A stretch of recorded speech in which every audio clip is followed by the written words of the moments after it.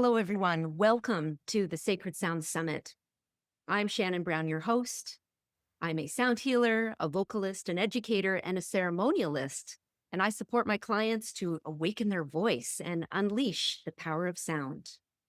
Welcome to the Sacred Sound Summit. Awaken your voice, heal with sound, and transform your life. This week, you'll experience a revolutionary online gathering of renowned healers, vocal alchemists, ceremonial leaders, and visionaries in the field of sound. This event will awaken, empower, and elevate your understanding of sound as a gateway to transformation, healing, and expanded states of consciousness. Today, I welcome the amazing Lynda Arnold. Hi, Lynda. It's so wonderful to meet you. Thank you for having me on the Sacred Sound Summit. It's an honor. Can't wait to dive in with you today. You as well. And today's topic that we'll be going through is riding the waves, sound meditation practices and perspectives. But before we begin, I would love to read your bio and introduce you to all of the folks here on the Sacred Sound Summit. Sure. Lynda Arnold is the founder of Sonic Devas Divine Feminine Sound Meditation Experience and a distinguished sound meditation facilitator, vocalist, multi-instrumentalist, composer, and performer with over 30 years of experience. Her work is dedicated to building healthier communities through the transformative power of sound and music. Lynda offers a variety of sound healing services, including performances, workshops, international retreats, private sound baths, and singing for wellness sessions at premier wellness studios and music venues across LA and beyond. Her expertise is featured on leading meditation apps such as TripVR, Unplug Meditation, In Harmony, and InsightTimer. Lynda's extensive background includes collaborations with renowned organizations and events such as Earth Dance, Chopra Foundation, Melissa Etheridge Island, Bhakti Fest, Donna Karan, Urban Zen, Alex Gray's Chapel of Sacred Mirrors, Mind Valley LA Live, the Shift Network, South by Southwest, Lightning in a Bottle Festival, UNICEF events, Burning Man, and Lucidity Festival. Wow. Her intention is to guide individuals in reducing stress, transforming consciousness, and achieving healing through sound and meditation. Lynda Arnold is recognized for her dedication to both music and education, with a focus on nurturing the next generation of musicians and integrating traditional music fundamentals with contemporary technology. Her current initiatives include the Diva Sonic Music Academy and online programs such as Devotional Voice, the Yoga of Piano, Native Flute Magic, Get Amplified Audio Production, and Sound Meditation Design. Hello, Lynda. Welcome, welcome. Hey. Hi. A lot of stuff. I've done a lot of stuff. But it's all in the spirit of expansion and experimentation and reaching new people, new audiences, and getting to know the people of planet Earth, really. What's going on? How can we serve? How can we broaden our work in different spaces and places? And that's, the result of the past 10 years of really going for it, as they say. Yeah, I can really sense that in reading your bio, just the breadth and width of the work that you do and the passion that you have, really. I would say that passion is foundational for this work. And I would love to hear a little bit about that. How does your passion for this get inspired? What is the flame? How do you fan your flame of passion? Yeah, that's such a great question. Well, really starts with the love of sound and music, which is why we're here today to discuss, and having that desire to give something potent and healing and a piece of yourself to the world, and wanting to heal the world, or wanting to inspire, or wanting to relate to one another. So if I write a song about heartbreak, there's a million of those out there, right? It's like you're wanting to say, this is my experience. Have you gone through this? Maybe you can relate. And then just from the smallest down to just a sound like the sound of the birds, everybody can relate to the sound of nature and carries a connection there. So I think my passion stems from wanting to connect, wanting to build bridges, wanting to inspire people. And my medium is music and sound. And what keeps me going is seeing how we can bring together different sounds, different media, different modalities to create these transformative experiences. And collaboration is a big part of my journey, through projects like Sonic Devas, Devas, and really seeing all of the sparks and the talent of people, bringing them together and synergizing creativity to create something new. And I've done that Mm. over and over and over and over again, um, because every time you do it, something unexpected and wonderful, wonderful energy is combined and transmitted, right? So, Yeah. Isn't that amazing? The foundation of creativity. And I love that you're talking about creating community. And isn't it something that we just are so desperate? There's such an epidemic of loneliness in the world. mm, Um, Creating circles, creating collaborations. I think, musicians and artists have done this since the beginning of time.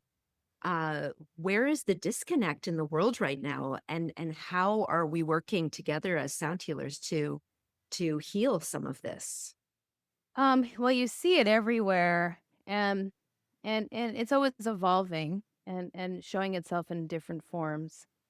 But fundamentally, this idea of the tribal gathering, uh, the sitting around the campfire, the sitting around and singing songs, dancing together, singing together, communing together, yeah? And, I mean, at this point, we've started now really in integrating the healing of the COVID pandemic when there was so much isolation, right? So we've been on this very cool arc post post that period, which taught us a lot about being together and what that means and how important that is. So and the suffering that happens and all the things that unravel when we don't have it. Mental Yeah. health mental health and just everything. So what I see now is this resurgence and the younger generation coming up and creating new festivals and new gatherings and new ways of going about things to combat this isolation that we have in the digital realm. People and kids behind their phones, behind their computers. Um, I see it with my daughter. Most of her playdates are on in inside of Roblox or inside of a game, with the friends on FaceTime, and we just didn't have that. We had to go outside, get on the bike, and just go. Like the playdates in the woods were everything. I came from the countryside, not the city. But anyway, wherever you do that, that's what we did. And so it's a very different landscape we have now. And I feel that one of the things about the sound community is that bringing people together in this sort of secular way, but teaching about spirituality and divine connection through Tell me more. through a listening experience, right? So I think, Yeah. it's a big thing to because we're so attached to our computers and everything to kind of put all of our attention there and to put, all of our awareness there. And it happens to me too, because as an entrepreneur, I'm spending time on social media and letting people know what I'm doing, and it's a big part. And I can see myself being sucked in, but it's this sort of outward attention instead of the inward attention. Just Right. really that solitude and that silence and like tuning in to the self and really being like, "Gosh, how do I really feel today? And how am I connecting to my higher nature and trusting in a higher consciousness?" And so I think with these sound experiences, right, yoga, a lot of this Eastern philosophy that I've been going deeper into over the years, it's a chance to come into oneness with self, after just giving your attention and giving your power away to things that are outside of yourself, right? So in the noise and the flux of everyday life and media and social media. Yeah. And also with religion not becoming a thing that is, especially we'll hear it in the States too, people don't go to church a lot anymore.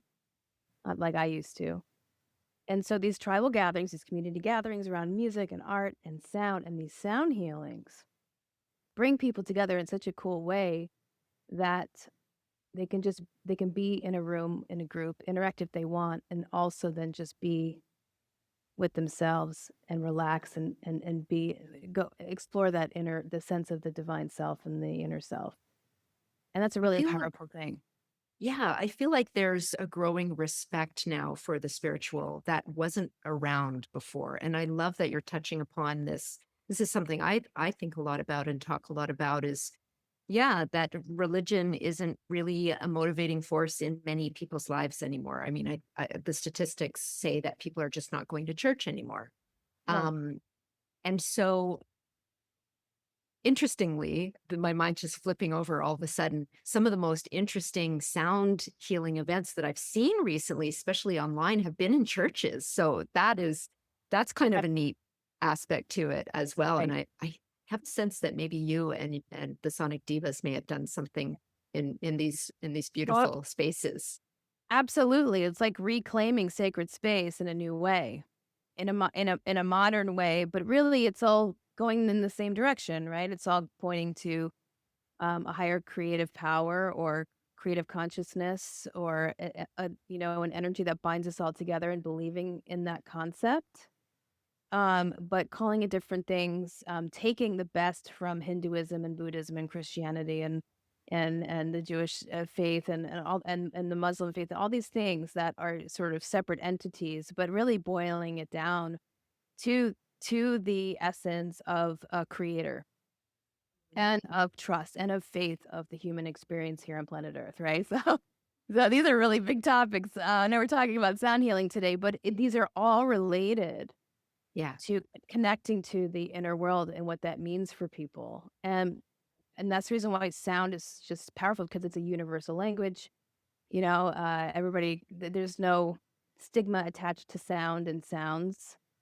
They mean and feel different things for different people, but they all hopefully lead us back to the same place.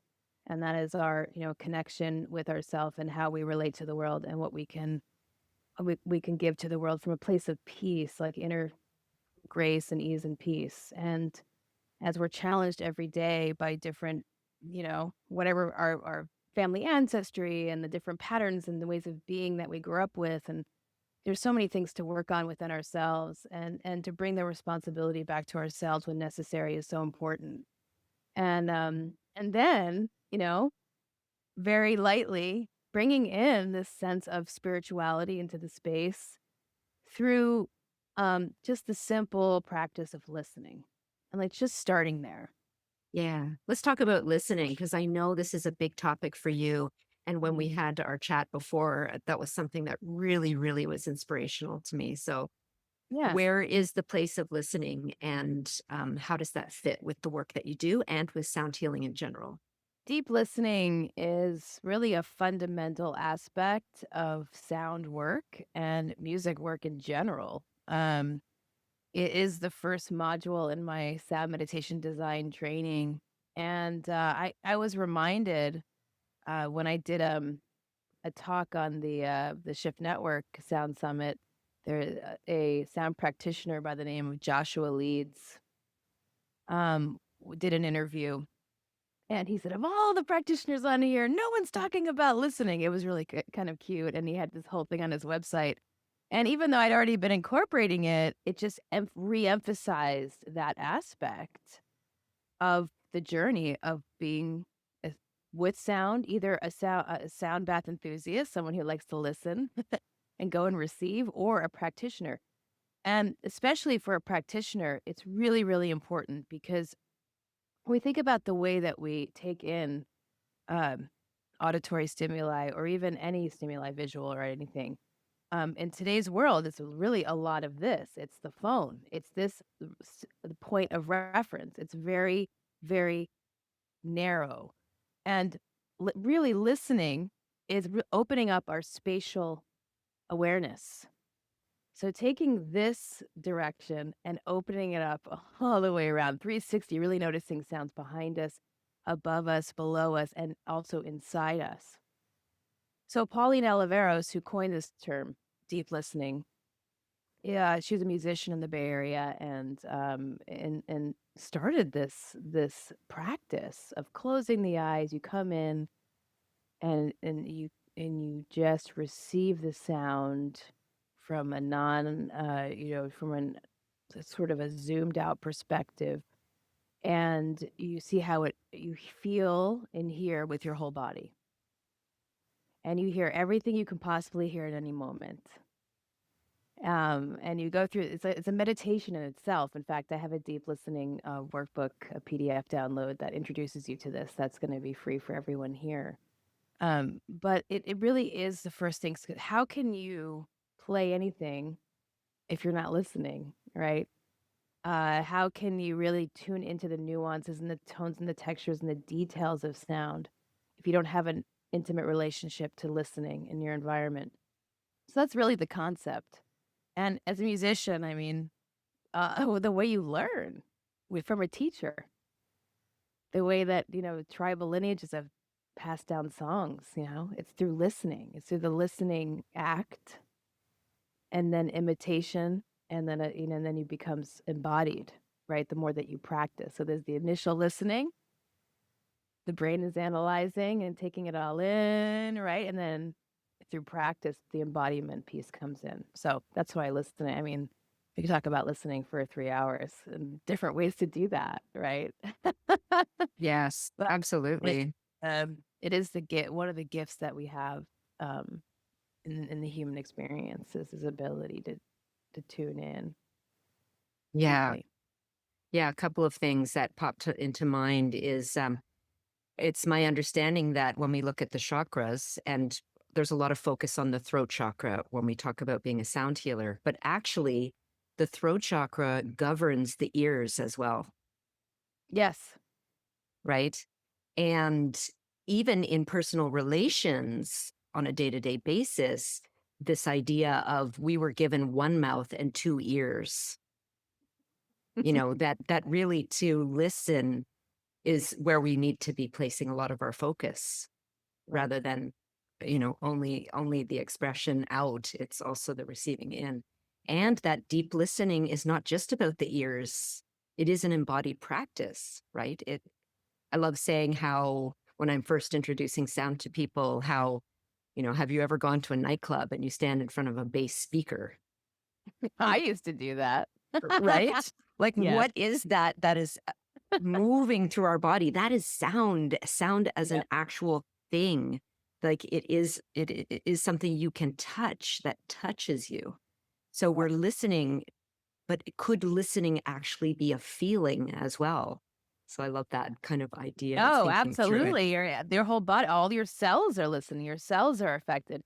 And it's so funny, like, I used to go to, like, dance clubs and, it's just all I love electronic music. I love house music and all that stuff, and I would sit in front of that speaker stack and just feel my body vibrating, which is not great for your hearing, for the and then later on, you find out, even though it's very powerful and you're feeling, like, the speaker and stuff, you realize that bass frequencies are actually a really long wave. So you don't actually need to I mean, you can it's a vibroacoustic device, like pre-vibroacoustic devices standing in Yes. front of speaker stack. But that the waves of a low frequency are really long, so you can be anywhere in the room. And then, of course, like, the high frequencies are these shorter waves, and it's a cool way to visualize what's happening. It's why when Yeah. when you live in an apartment building and you have a neighbor, that's playing bass music, all you hear is the thumping because that's the long wave coming through the floor. You don't hear anything else. Yeah, and everything is shaking, everything is moving. Yeah. It's really powerful. I saw an instrument that some scientists created recently where they were putting fire out with really low bass tones. There was Oh, like a cool. machine, and they would just like put it towards it and pump the bass at the fire, and it would put the fire out. That's So awesome. fascinating how sound is Yep. moving through the world in this really innovative way as well. It's so ancient and yet so futuristic, right? Sure. Yeah. Yeah. Yeah, and there is there are there's weaponry, sonic weaponry. I did a little research for an article many years ago about these higher frequencies that that really are detrimental to hearing, that will kind of render people useless because it's like a sonic cannon or whatever they called it. And so yeah, being sound being used for in many ways in the world, and discerning what are the good ways for the general population and our human community, and which ways are really detrimental to the nervous system, right? That we have both. And when we tune in and we listen, we really are able to understand more about that. Our bodies get more sensitive. I know I am as I get older, way more sensitive nervous system. I have to really tune in to what my body needs. And, a lot of time it's the sound of the birds or the sound of the wind. And these Mm. days, right? It's not standing in front of the speaker stack. But I also do a lot of music production. I like to wear headphones, and when I do even my ambient music, being really close to the sound. And so we need that spaciousness, outdoor nature frequency to replenish ourselves, replenish our body. So I think, paying attention to the environment that you're in, not only what you're seeing with your eyes, visually stimuli, but wow, the auditory stimuli also, and taking stock, and if it's bringing you peace, or if it's adding to any agitation inside of you, that's a great place to tune into what really sound meditation's about. Before we Yeah. even get into instruments and going to a sound bath, is like tuning into the environment Mm. for answers. Yeah, yeah, for sure. I mean, one of the things that I've thought about is birds will chirp when there's safety, but often they stop chirping when there's the potential for danger. So we innately, evolutionarily, will tune into spaces where the birds are chirping and feel good because we Yeah. know that that means safety.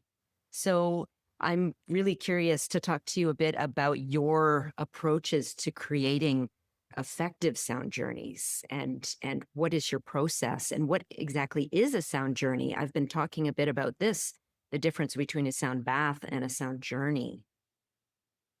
These terms are so interesting and interchangeable. I really do feel like some of these terms, like sonic alchemist, and there's all kinds of labels that people are giving the work. Some have to do with just clever marketing and trying to set yourself apart or try to explain what's going on, and is it what's the sound bath, or is it sound healing? Should we even use the word healing? Like you said, a journey, like, versus a sound bath, and then there's sound meditation. And it's like, what should we call it? And I think a lot of those things are still being experimented with in the community of sound healers, and it's all good. It's really a fine thing and a fine conversation to have through practice and through testing and experimentation.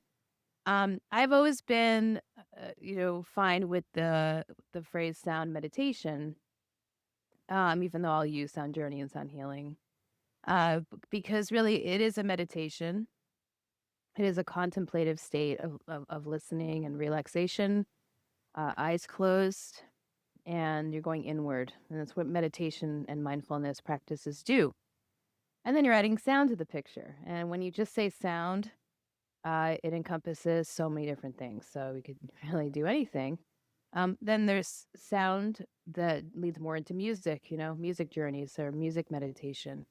And I think, being a classical musician, my meditations really lean into the music realm, especially in the second half of what I do, because music and scales and keys and chords, they have emotions attached to them. So you can really cleverly build, you know, if I use the Lydian scale today, and it creates this feeling, this uplifting feeling, and I know that's going to happen. If playing a minor scale on my flute, or the native flutes are all pentatonic minor, It's going to create this nostalgic journey, this journey of memory and feeling and nature. And so kind of the way I build it, it's through the use of sound and adjectives and emotions. And I love these traditional sound healing instruments now that have become sort of the foundation of people's sound baths: crystal bowls, gongs, Himalayan bowls, ocean drums, chimes. Uh, the first few in particular being more tonal instruments, one bowl at a time. It's just one pitch, continuous. The gong has a lot of different frequencies, but when you get it going, it just has this textural, otherworldly portal vibe, you know? And Totally. Himalayan bowl. Yeah. And so as things have pitch, like bowls have pitch, but they still identify as, especially when you play them slowly, like as, just expansive tones in space. Not really musical yet, ocean drum, you're just bringing in sounds of the ocean. So the way I design really is whether I'm doing an electronic version with Ableton with my backing tracks and loops and stuff versus acoustic, because I do interchange those depending on the gig. I don't do anything twice, more or less. I really start with the textural elements, bringing people in with the ancient sounds, the gong, the Himalayan bowls. And then going into environmental sounds like ocean drum, ocean sounds, nature sounds, yes. And the crystal bowls are in there. For some people, that is the centerpiece of their setup, those crystal bowls. They have the 7 chakra bowls and they have a chakra layout and the chakra protocol. And that's a wonderful thing. Because I like to weave in so many different tones and frequencies, it becomes a small part of of my of my sound bath, and I love to use crystal bowls for that clearing energy, for the settling energy. Um, and then, for me, I go into a variety of different areas of sound. I have a monochord and bringing in the heartstrings. I'll do a flute, I'll do a vocal and a mantra. I love putting hand pan at the end, a hand pan or a rav drum. Those tongue drums are so beautiful for a little, really beautiful light rhythm and melody happening at the same time. It's a very watery feeling. So you see how I kind of attach like different environments. That creates what we call a journey. So this is where the word journey comes in, I guess, because you're doing an arc of bringing people from one environment to the next and bringing them back. And so that's just the way I've always looked at it. Um, so I always wind up having to bring a lot of instruments to my sound baths, but but it is the variety that I feel like keeps engaging people who, um, not the people who fall asleep in the first 10 minutes, but the people who are really having a hard time shutting down. There's a couple different approaches. I can just play the same thing for an hour, and eventually they give in. That's one approach. But I do like that aspect of variety and how the different instruments and tones have different personalities. And for people that are just super active, they can just kind of tune into that, let them take their mind to another place. And usually for super active minds, beta minds, right? It's a 25 minutes before I, really can get those people to settle in. And so designing a sound bath around like getting people to that 25-minute mark and getting a hold of them is also part of the art. And again, there's so many ways to do it. I love seeing and hearing other people's approaches to this, because this is where like the art of the practice comes in. That's why people are so attracted to it right now, and people who are not musicians can get into it from a career in fashion, or career in whatever it is, law. Or, they're like, oh, I was in the corporate world, and this is speaking to me. I need to do this, and it's exciting because it's a whole nother place for musical development and for sound and development. People that have just played in school band as a kid, and now later in life realize they really want to connect with sound and music deeper. And what a wonderful way with these instruments that are easy to play and understand, in this sort of more spiritual way. What a cool thing, Yeah. to like the new music education in some ways for people coming and listening and for people wanting to play. So I'm obsessed. My program, Sound Meditation Design, is called that for a reason. It's because we're designing a flow. Even if you improvise, you have intentions and thoughts in mind of how you want to bring people through the arc of the meditation experience. So I'm fascinated with it. I've designed hundreds and hundreds of sound baths now, and for bigger ensemble, solo, duo, trio, bigger ensemble with Sonic Devas, and it's always an adventure, because it really requires everyone to the players to slow down, and there's not be in a rush, and that aspect of that in modern life in general is so important.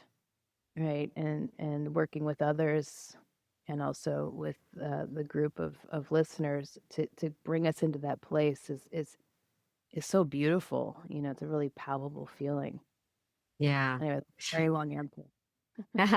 Well, there's a lot of things coming up for me. One I love, you said this near the beginning, was that every time you do this, it's different. You don't repeat necessarily the same thing over and over. And I think that's for new people new to sound healing. I think that's a bit of a revelation because there's this idea that one writes a song and then you can record the song and then everybody learns the song. And in sound healing, in this work, it really does open things up into this way of being in the moment much more. You have to attend to the listening, and you have to attend to feeling the energy of the room, and then actually working with that. So, you know, intuition and sensing and connecting on these other frequencies, other levels of attending to a space are really important. Um, Mhm. Yes, yes, yes, yes. yeah, Yeah, and even if you play the same instruments with that in mind, um, you're gonna make different choices. Maybe you swap something, or you don't play a certain thing, or you play something longer, you know? Um, it's in some of the rooms that I could be in the same room every month, and it feels different every time depending on who shows up and the stars. But, exactly. there's some people, there was one group I remember in particular where I was like, "Man, I just gotta play the gong for an extra 7 minutes today." Like, people are just like, they just can't settle down. From the Yep. moment they came in, it was like Chatty Cathy's in there. And then there are other times when people come in, they're just like, everybody's quiet and they're just ready to start. I'm like, "We got 10 minutes," so I relax and they're just ready, right? Yeah. So, Let's and then go. it really informs how I actually begin, my opening talk, or the intention is based on the energy that you feel in the room, right? And then again, the instrument palette can be the same, but you're like, okay, right? And so anyway, yeah. And then with my electronic uh approach, it really becomes more musical because I'm layering harmonies with my voice or my flute. I'm bringing in drones and backing tracks, and right now I'm working on a new setup where I'm incorporating keyboard. So I can't take this with me, but I've been doing this for a while in InsightTimer. I'm playing my grand piano, and it's been amazing. And I finally got a Roland V stage, and I'm experimenting with keyboard sounds and synths, it's still not song, right? Sometimes I do a song that's a mantra or a song format, but more so like really expanding the sound, experimenting with the soundscape aspect, and that's me as an artist wanting to see what else I can do inside of Yeah. the space. And then Yeah. the next week I'll go back to the acoustic setup, or it's interchangeable. There's so much potential. It's just so exciting and so beautiful. And one of the instruments that you haven't talked about as much is the voice, and then adding in the voice as well, which can be, uh, sometimes I'll sing through most of my sound bath, or, of course, there's breaks and moments of silence and moments just of a very simple instrument. And then there's other times when my voice is not coming in very much at all. So I'd love Yeah, to hear your take and how you incorporate voice into your sound work. absolutely. So I learned a lot of my vocal technique and approaches from Sylvia Nakache, who was my teacher in my sound program, and her program, Yoga of the Voice, has been a big inspiration for my program, Devotional Voice. And where I really encourage people to tune in to their voice, with breath and toning and those simple soundings exercises before we even get to like free singing and songs and medicine songs and mantras, but to tune into the fundamental natural sound that you have without judgment. So that's like the big thing with the voice. Um, I'm the same as you, in a sound bath, during a sound bath, I may sing once I'll do a mantra or I'll do a free singing moment. And again, it's part of one of those segments, right? I know other sound healers. My friend David Kennett, he'll sing most of the time with every instrument that he plays, and he's just gorgeous, singer. There's really so many ways to do it. And so, like with Sonic Devas, the group, we do a lot more singing because we are singing some medicine songs or mantras, or someone's taking a solo, or we're vocal toning together to create the soundscape with all the voices. So then there's more. So it really depends. But for me, on like my basic sound bath vibe, I'm really careful about the voice. Some people love voice and sound bath. Some people are, voice is such a specific thing that not everyone wants to hear voice in a sound bath. I mean, not that I've ever gotten an indication that I shouldn't sing, but I keep it a subtle and soft and lullaby-ish is kind of my approach, right, to that. And that really comes from Sylvia's approach there. And then in terms of how else I use the voice, well, I do a lot of vocal toning in the beginning of my sound baths with the group. And this is where I just invite people in to experience their voice in this way for the first time. So I do simple exercises, which I also do in the devotional voice course. I do humming, breath release, and then some vowels, right? That we're focusing on the ah sound, the e sound, the o sound, om, rolling om as a practice. And these things where you're and describing these vowels and how they where they affect the body, where you can feel them in the body and their intentions. And but I don't spend more than 10 or 15 minutes on that because people are ready to have a sound bath. So it's a way for me to interject this practice, introduce people, because there's always new people to sound baths and a lot of new people to the vocal toning when they come. Even today, we think as sound healers, everybody knows sound healing now, but it's still very much of some new people coming into the experience. So you don't want to scare anybody away because nobody like, oh, I don't want to sing, And if somebody doesn't, it's okay, you know, not a big deal. But very quickly, people find like, oh, I can just do this ah sound. Why not? And with their hand on their heart, really connecting, it's like, oh, I can feel that like lift in my chest. Oh, with the E sound, I can wow, that is a really direct sound. I didn't think of it that way before. Oh, over clearing energy. Oh, I feel that in my head. Like that's so interesting. And now we're entering into a conversation um where we're discovering our voice in a new way immediately. And we're not having a singing lesson. We're having a tuning in session um with the voice. Mhm. I love this. As a singer myself, I'm just so excited about the potential with the voice. And as you had said even before, these are very powerful instruments and they have a lot of potential. Um, the voice can be like a laser, we can turn our head towards something and sing a very sharp, or like a very clear tone, and run it through someone's body, and they're going to feel it from far away, just like sitting in front of the bass speaker. That's what can happen with our voices. It's important to understand our power and to awaken our power in a way that has responsibility to it, that it's not just about singing really loud a lot and, with our clients. Now at home, on the other hand, sometimes we need to do that. We just need to let it flow, right? And really let it out. Of And that feels course. amazing. You Or in know, the car. we're both songwriters and singers, and I write songs, and I like to practice singing medicine songs, and there's a whole world there. I just finished a new dance song with another artist where I wrote the lyrics and the melody, and like those. These are things that I've done over, for many years that just feel great. And that's the artist in me needing to express. And that is super, super important.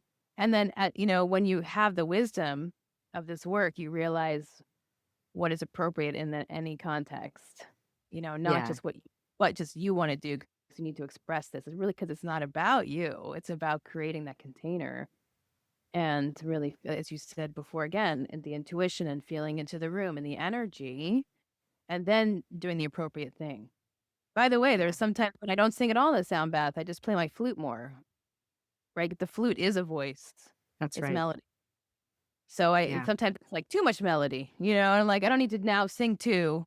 This is kind of taking care of that particular aesthetic. So, oh, yeah, Beautiful. yeah. We need, I think for because the space is very controlled in that mindful space, it's subtle and there is a discipline, a focus about it. Yeah. As artists and professionals, we have to have those artistic outlets where we just, ah, where we just, Yes. because it's getting our own energy out. I do feel that there's times when I'm just really holding in. Had too much coffee, that wasn't wise. Yeah.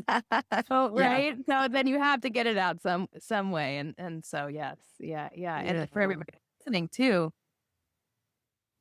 knowing the different levels of expression and when, one is needed in any context is, I think, is a key point. Yeah, I love that.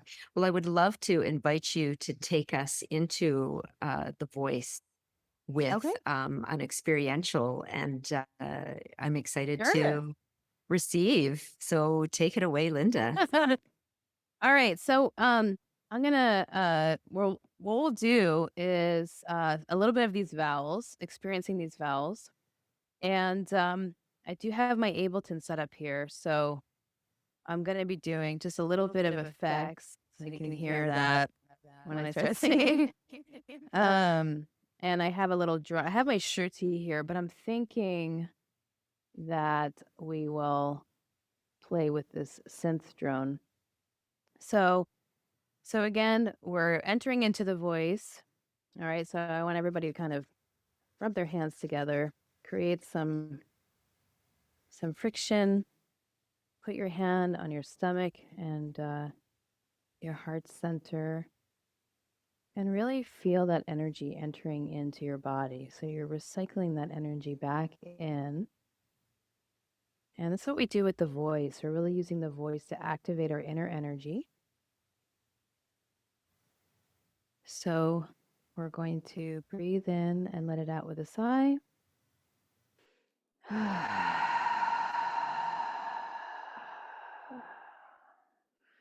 Starting from that relaxed place, shoulders drop, really noticing any tension in the body.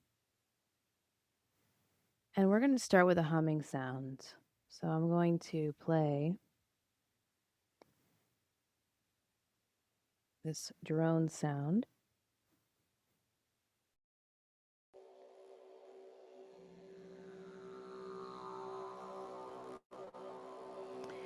And what I'd like everybody to do is listen to this and start to match your humming sounds with this sound.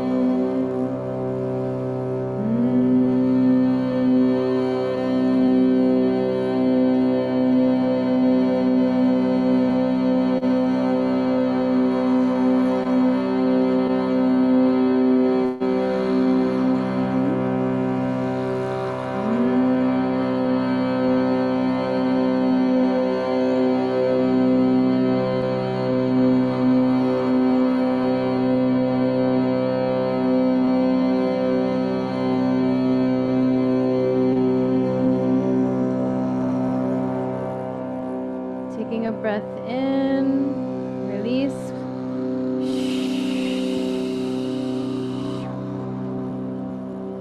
So starting to get used to this idea of sounding. We're going to open up the heart with an ah sound.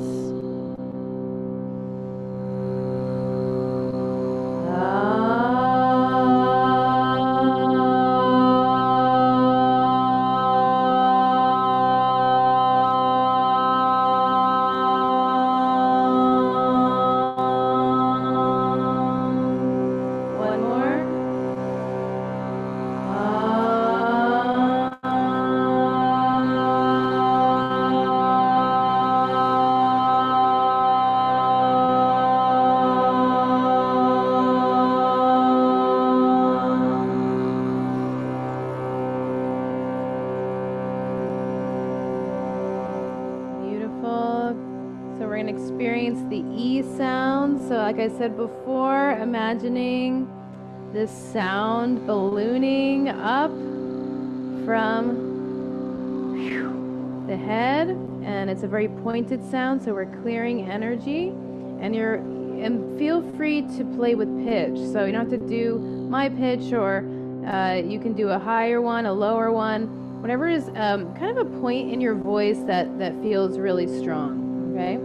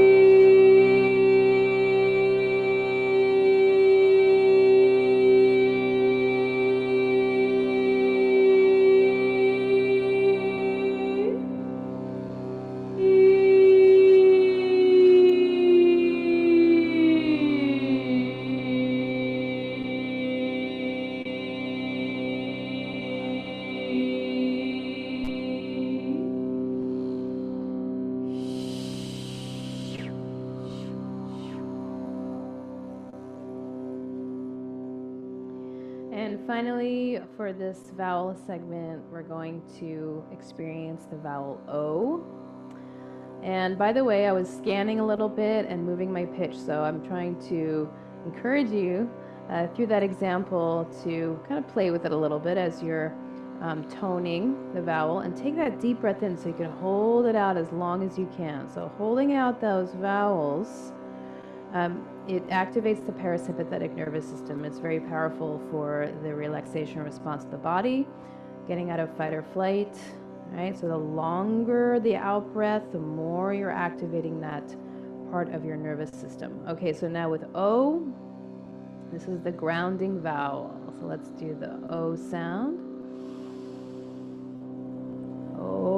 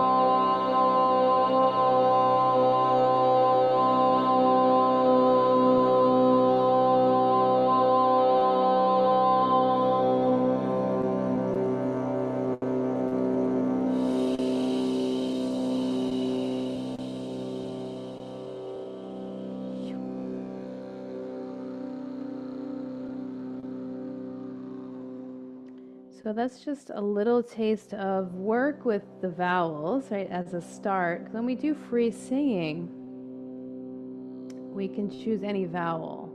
And it's interesting, pay attention to how we're doing ahs, oohs, ohs, e's, and where is that being placed in the body, right, when we do that. So the last thing I wanted to share is this free singing exercise.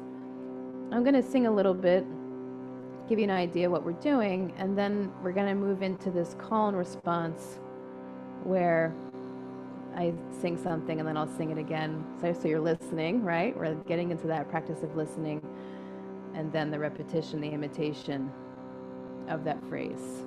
All right, so don't worry if you're not quite hitting the pitches. It's more kind of starting to tune in more to this idea of phrase and the arc of a group of notes called a melody. Yes. Okay, so I love to sing with my shruti.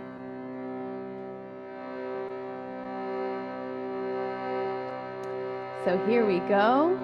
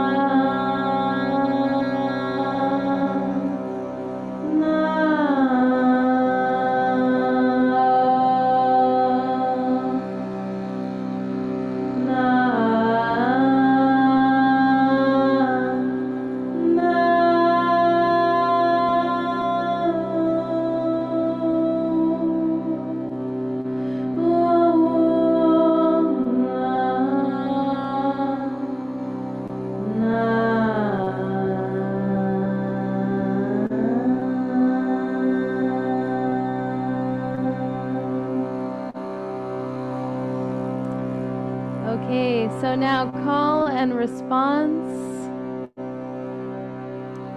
I will sing and then you repeat after me. See if we can go on a little journey.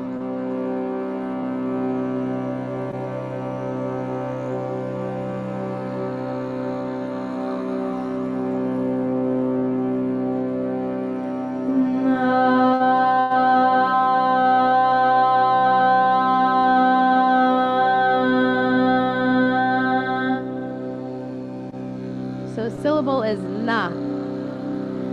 Na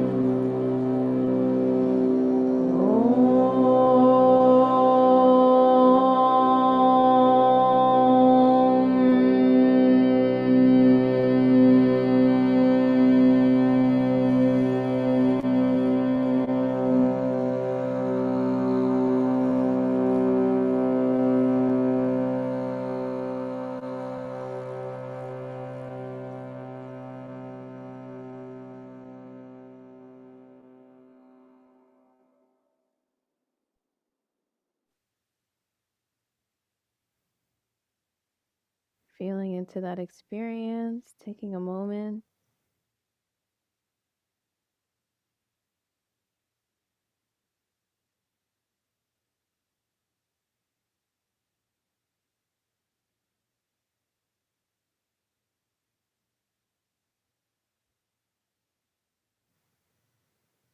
Deep breath in.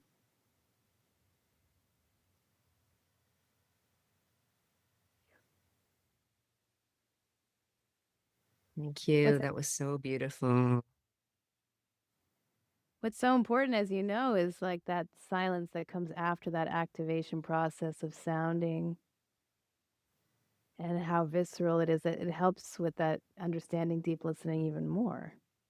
That's right. And it's like the shavasana at the end of our yoga class to really integrate the experience. It's so important to have the silence and in fact, silence is one of the tools that we use as sound healers. Yeah. So to remember that always, that we don't have to rush through and fill every space. Exactly. Hmm. That's even I'm telling you, that's even still hard for me because I like playing. I know. Right?